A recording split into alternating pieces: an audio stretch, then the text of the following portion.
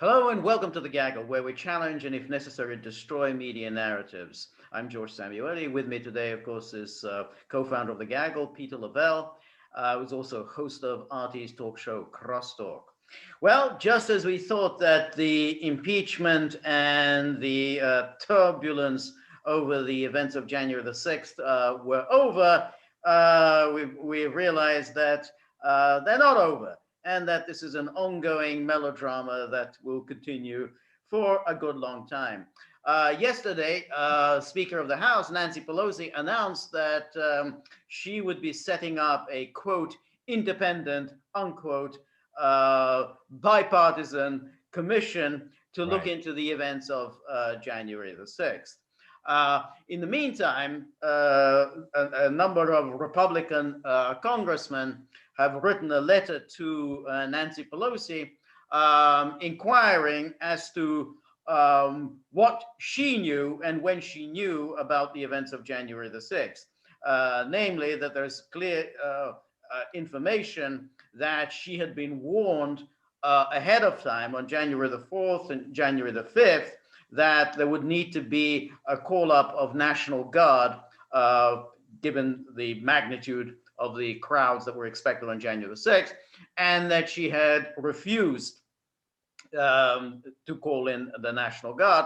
And even during the events of January the 6th, she had been asked to call in the National Guard. She refused to do so. So there's that inquiry that's taking place. And now there's going to be a so-called bipartisan inquiry, the goal of which is to assign primary, secondary, tertiary responsibility for everything to Donald Trump. Right. So it does look as if the next 2 years, at least, will be taken up with inquiries into the events of January the 6th. Peter, what's your take? Well, you nailed it yesterday and the day before yesterday, is that they will see. It's really interesting for me that's what's in play here. You're absolutely right. Trump will be investigated into the midterms for sure. Okay.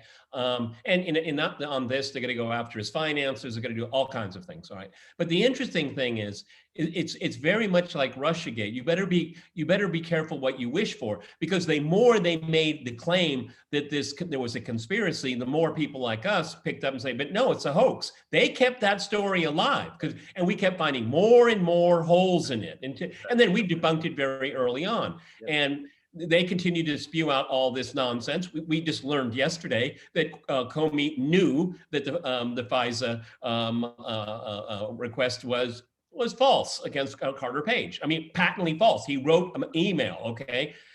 If there'll be any justice, it remains to be seen. But we were right. We were proven right then. But what's going to happen right now is that there should be an investigation of what happened on January 6th. Absolutely. Who knew what when? Okay, because there's so many threads out there, and the story, the broadsheets, the legacy media, liberal cable, they're in a very narrow confine. It's if it's all obvious. That's settled. None of it's settled. None of it is settled right now.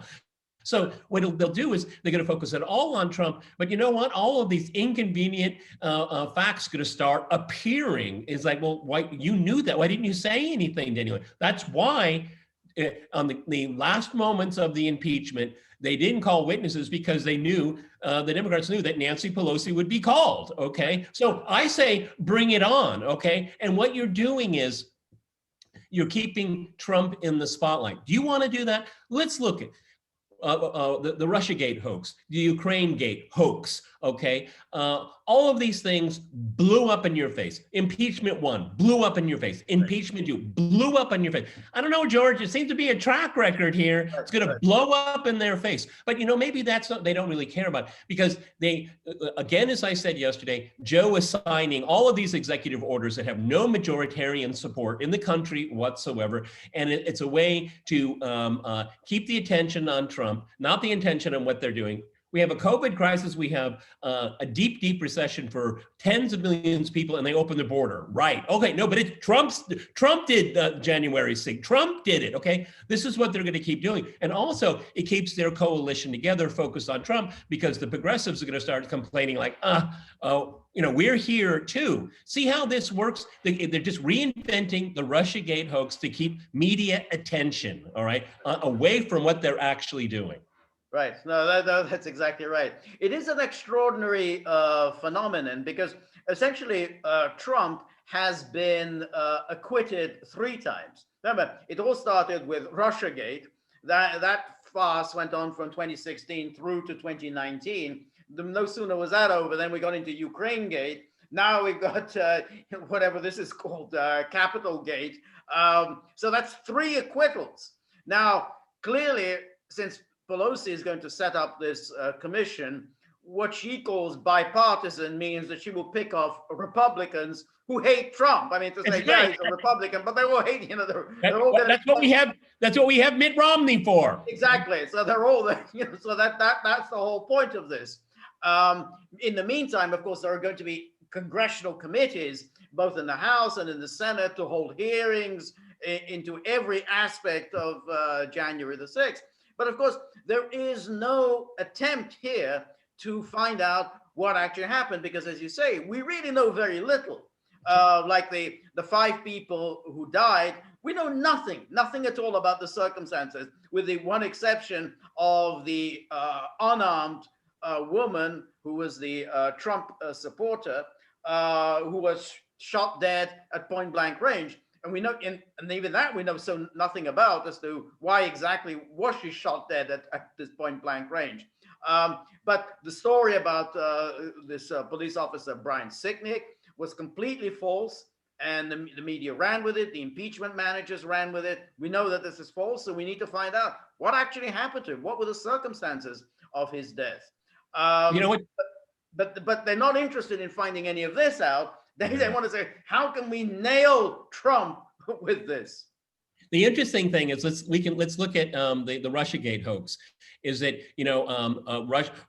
those devious Russians used social networks to influence voters, and then they found out how much did some individuals somehow related, associated to Russia, spend on Facebook ads. It was minuscule. It was meaningless. Okay, but now if you pull up Facebook and Twitter, they're gonna find you knew all this was on your platforms weeks before January. I mean, it's going to blow up on their face. It's going to totally blow up on their face, because they do not know how to govern. What they want to pass through is not popular, and their coalition is very, very shaky. That's why they have to go down the rabbit hole again. And they call conservatives this.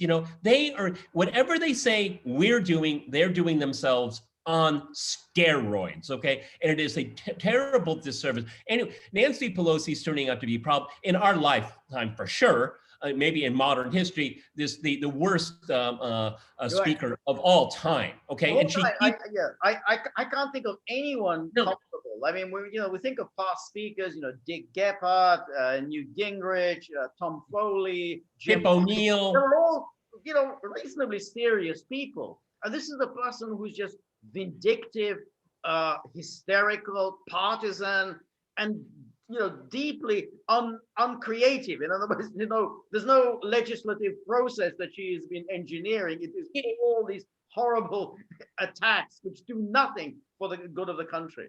The problem is that she's not a politician. See, this is the thing. I mean, you and I remember Watergate. We were young tots. We were young, but we were aware of it. And there was a congeniality to it all. Okay. Remember how Howard Baker? I mean, he went out there and he said, I want just the facts. And when he got the facts, he just told the president, the Senate's not going to stay with you on this. Okay, Barry Goldwater gave them the news in person, but it was basically Howard Baker, a very congenial, nice guy. Okay, I mean, for that time, for that ilk of people. For Nancy Pelosi, it's just all emotional, and contradictory, or asking her a very poignant question. It's not a serious question. I mean, Trump never did that. I mean, Trump did much to his, he did so much damage to himself by answering every single question. Always, yeah, exactly. Exactly. It is a kind of a strange thing because all presidents will tell you, the way to stay popular is to stay in the background. The moment you put yourself front and center, your poll numbers take a dive. I mean, any president has always known that. But Trump always wanted to do it. He wanted to be at every news conference, take every question, and the questions were all very hostile and combative. I mean, they were never inquiring. I mean, they were all questions of when did you stop beating your mother? When did you stop beating your wife, or stop your mother, or whatever? They were all in that genre. But nonetheless, he gamely did that. But Pelosi was very nasty, and also a lot of the things were nasty. I mean, like tearing up Trump's inaugural speech, morbidly obese. Yeah, exactly. And then when she stormed out of a meeting at the from the Oval Office, and when she had herself posing, when she was pointing a finger at Trump, and I was telling him all roads lead to Putin, a completely meaningless, idiotic statement that she kept repeating over and over again. And none of it is ideological, because Pelosi's not a person of the left. She's not, she has no progressive or anything. She's a person of money. Person of money, yeah. Showing off her, tens of thousands of, costs of her freezer and all those ice creams she has in her freezer. No, that's her agenda. The interesting thing is the way it's going is that I think there's going to be quite a few members of her caucus going into 2022 saying we have very, very damaged leadership here right now, and it's coming out. It's coming out. See, and they're doing a huge disservice to Joe Biden.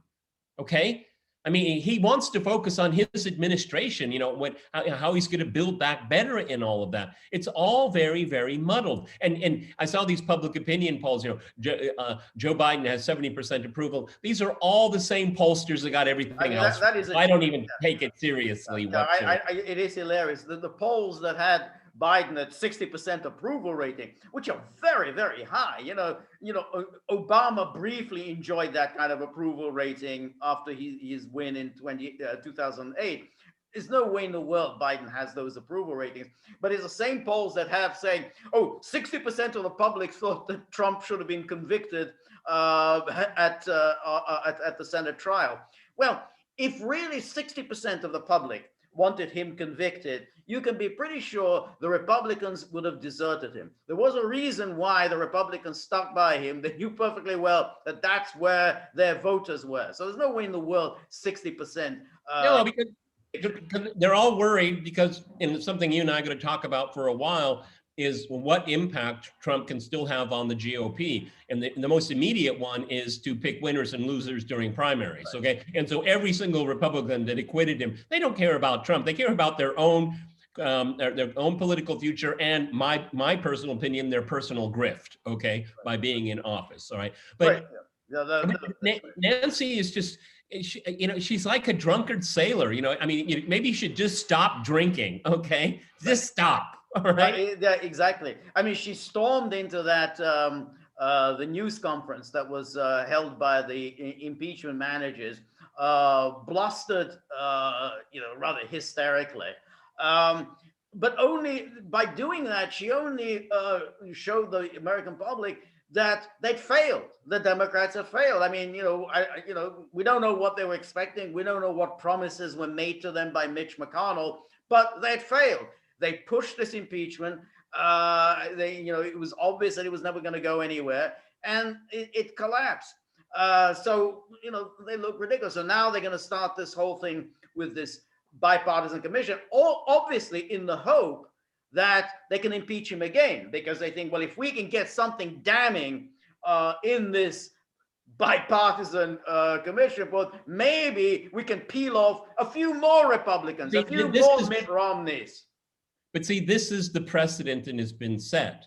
And it's very interesting because if you think of, you could draw it to its logical conclusion, it could have very odd consequences. Okay, so they've set the precedent that they will proceed with the impeachment of a non-sitting president. That is a bizarre precedent. So, and they will do it again. And you're right, they're hoping to pick off another few Republicans. But hey, I think we should save the taxpayer money and time. So let's impeach George W. Bush, because he's still alive, for the illegal invasion and occupation of Iraq. Okay, why don't we pull that in there? Obama, you got time on your hands. What about you in Libya? Let's talk about that. Right. See what this does? See what this does? Right.